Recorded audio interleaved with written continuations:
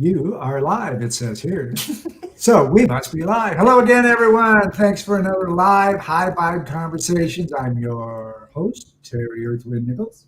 And his lovely wife, Linda Vetras Nichols. I have that line down now, honey. Just got that done really well.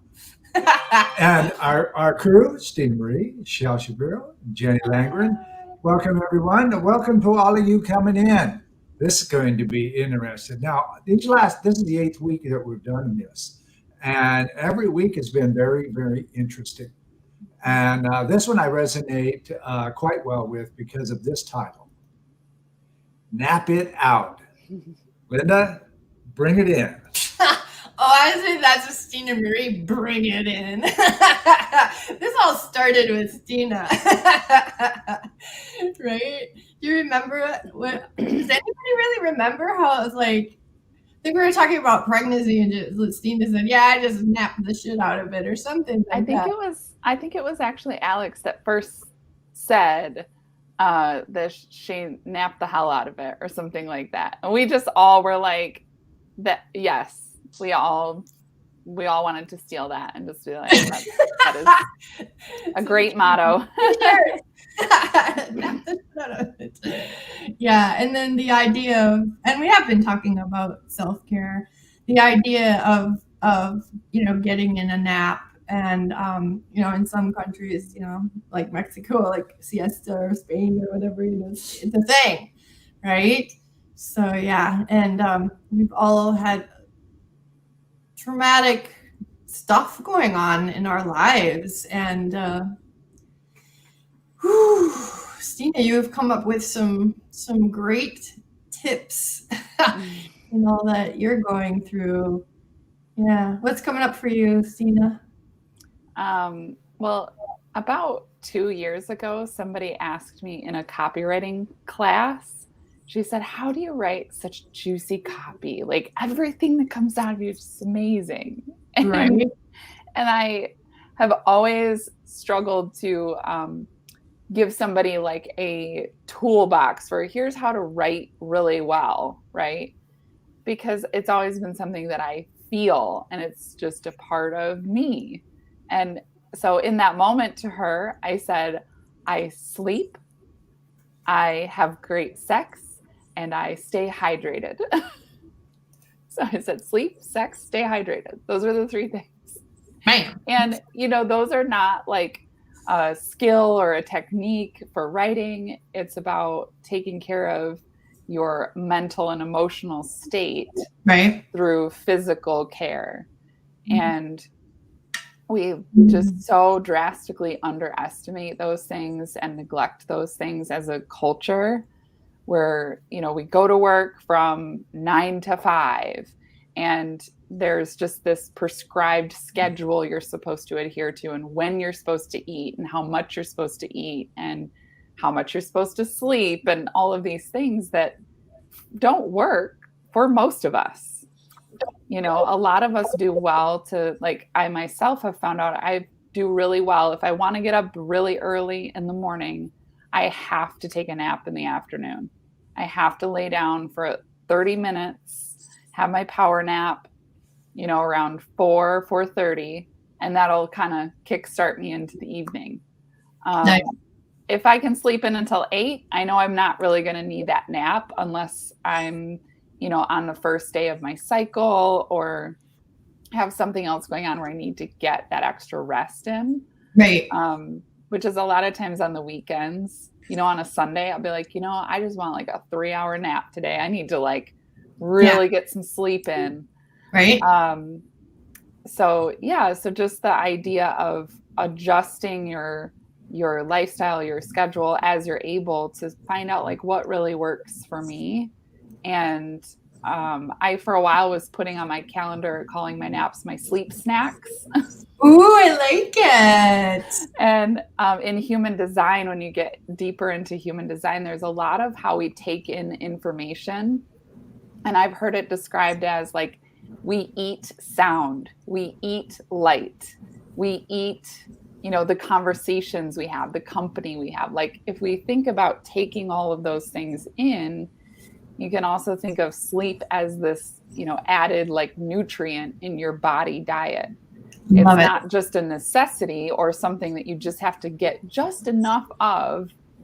It's something that it's good to get quality sleep, and it's good to take naps, and it's healing, and we think of it as like lazy, but it's actually so deeply productive to rest, and to rest well, to protect that time that we're sleeping, or protect that time that we're napping. I used to do stupid things like take my phone and not turn it off when I was going to take a nap, or leave the door open to the bedroom, or not tell my kids, like, they would know that I was like reading or something, but to tell them I am going to sleep, please do not wake me up. They're plenty old enough now to do that and be on their own.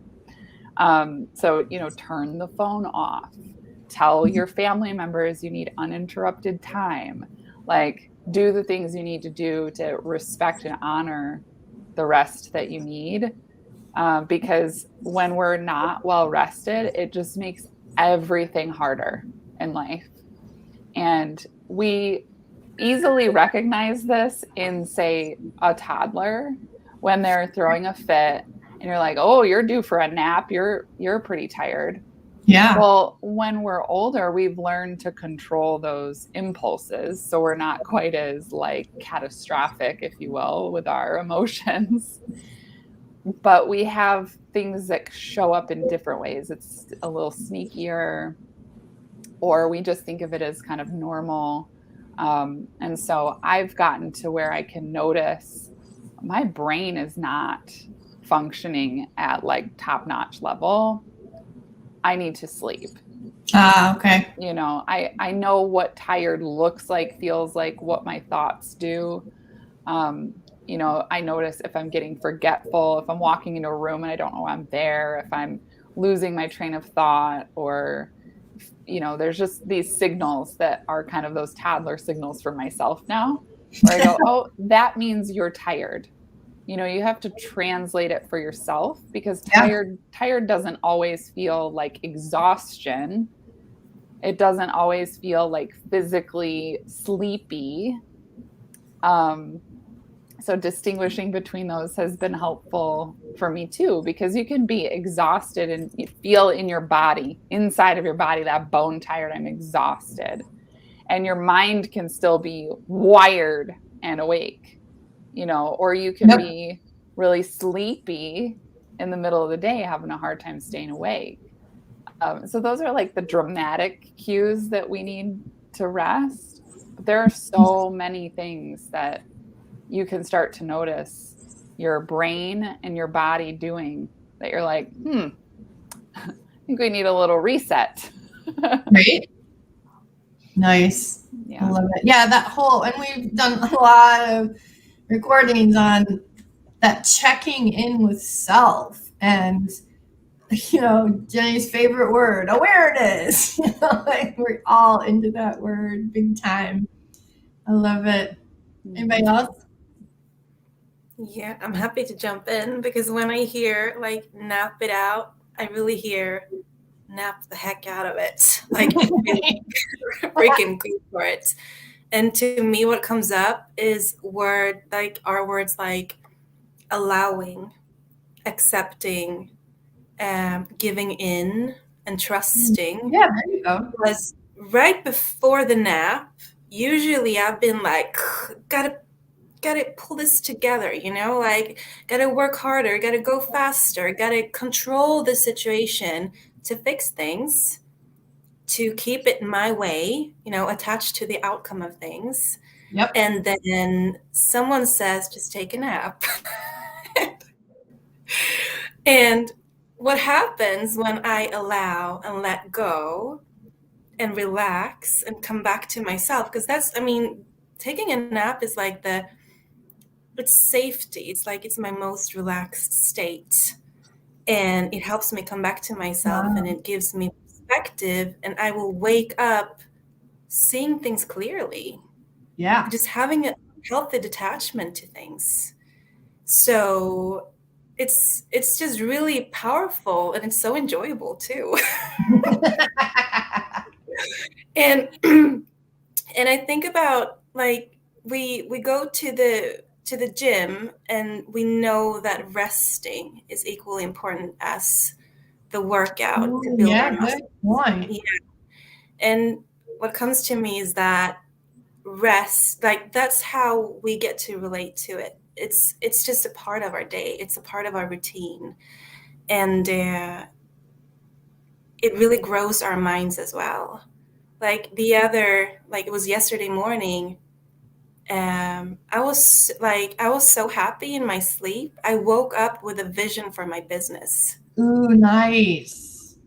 Yeah, it was just right to me right there and then. It was so clear to me, and it's really powerful. So just giving in and allowing that space for yourself. Um, yeah, very cool. Thank you, Stina. Yeah, this has been a year for you to just like really get the benefits and the understanding of slowing down. Yeah. Right? Yeah, and you have more opportunity in your life as well. So it's really cool. Yeah. And yet you're doing a lot more. You've got a lot going on and it's all in flow, and the self-care is, in comparison, top notch, and we can always improve our self-care, right? Very beautiful. All right. How about you, Shell? You got something? Of course. So Jenny made the distinction that like when we're getting restful sleep, when we're napping it out, or even at nighttime, it's your most relaxed, disconnected state. Like it's your regenerative, restorative need that you're recharging yourself. And I resonate with that on a nap level. It's hard for me to resonate with that on a sleep at night level because I haven't always had the greatest sleep patterns at night time. I don't always get the most restful sleep, especially when I was still in corporate a few years ago. Up until a few years ago, I didn't sleep. It was never restful. My brain was always powered on, even when I was so mentally and physically drained. It was always, who did I need to reach back out to? Who did I forget to contact? What did I forget to do? What's on the agenda for tomorrow? And so I was not resting at all. And so I deferred to napping during the day when I could, or after work. In fact, even in high school, I'd come home from school and immediately go take a nap. Oh, wow. I'd put on like General Hospital. I don't know if that's still on, but I'm aging myself. Right. I'd put on General Hospital and I would just like zone out, watch TV in my room, and I would just nap. And then I'd have dinner at our dinner time. And then it wasn't until afterwards where I felt more rested at nighttime to start doing my homework. Because I needed that restorative factor to like then get back to my work clear-headed. After an entire day. And so that's the same thing that naps do for me during the day. To Stina's point, if she gets up really early, if I get up really early, I'm also going to need a nap at some point during the day. Usually you're still like in the later morning before the afternoon so that I can still function. But at some point I'm going to need it just to continue getting through the day. And Stina made a great point of associating it with the nutrients, the nutrition, the absorption of like giving yourself what you need, like, and you related it to food and sleep, and naps are my love languages, like besides quality time. Quality time with myself too. Like, so a nap is something that I do alone, but food is something that I enjoy with others. So those are both aspects of quality time that I really enjoy and relate to. And they both nourish me in different ways. So I really loved that correlation to napping it out and sleeping. Love it. What came up for me is the idea of neuroenergy, and my background special ed, so working with the kids with attention deficits, was about helping them get their neuroenergy all the way up to this part of the brain. And forgetfulness comes from not enough neuroenergy up there too, because it's real hard to hold something, in short-term memory long enough to get it into long-term memory. So I think that's so cool that you would come home, take your nap, so that you had the neural energy to get all the way up here in your brain to do your homework. So that's one of the things that came up. The other thing is I worked with this amazing kinesiologist, and he did a lot of work with the different sides of the body, and he also muscle tested and understood more like safety. And so when you sleep, okay, first of all, like your left ear is actually hooked up to the right side of your brain, and your right ear is actually hooked up to the left side of your brain. So when you lay your left ear on the pillow, then you're actually pulling in from your right ear, which is logic. And if you lay your right ear on the pillow, then you're pulling in to from the left ear into the right side of the brain, which is like emotions and stuff. And so you'll like run emotions on the emotional side of your brain. And if you're freaking out, the best thing to do is get logic over there. And so Terry and I always teach, put your hand over your foreheads, because like it's almost like here's a wire from the right side where all the emotions are. Here's a wire from the left side where the logic is. Get those two to cross. So, and this guy actually did like tinfoil up inside the cap, so it wasn't touching the kid's head, but like he made a thing that went in their cap that would do the same thing as like the hand and keep them whole brain. It was fascinating stuff. But the idea of, when, which side your ear is on the pillow, which side are you in safety and which side aren't you in safety? So that was so fascinating to me. Seems to me it's like if you're pulling in from your right ear, then you've got logic going. So if you're not feeling safe, then get some logic over there. And if you don't want to be thinking, then go the other way. So I always get mixed up on which is which. I'm pretty sure I had that right. How about you, Terry? Well, I've spoke many, many, many times. I do this regularly. I know people who are very emotional, and they'll go, okay, so let me think this through. And they do it unconsciously. So it's really quite interesting. And I've spoken this, to you guys too, in the group. And I take a nap my whole adult life. I took that habit from my sailing days in the Navy. And I hold it through to today.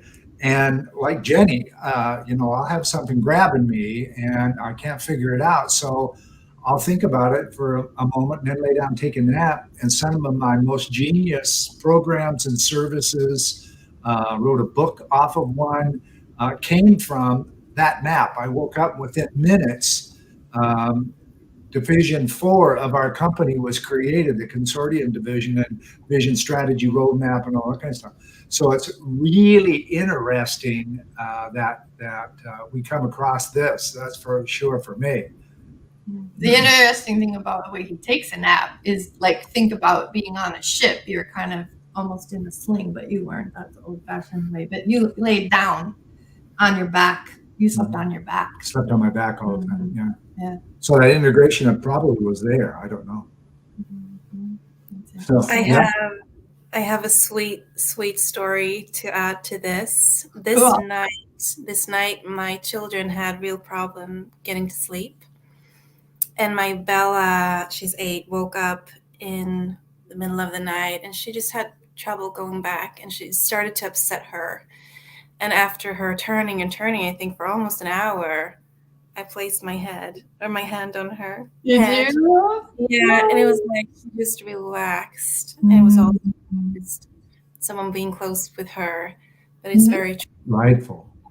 That is fabulous. I think it was 5 minutes after that, so I was happy. Right? I love it. One of the things, Jenny, I think you and I were talking about, and I know I've talked to Stina about it, is like when kids get to school and they unzip their jackets, they've just taken their energy field down. Because in the front, our energy field comes up and out, and in the back, it actually goes down. So when you do a downward motion, think about karate, like whoosh, swoop, you just boom, took your opponent's energy down.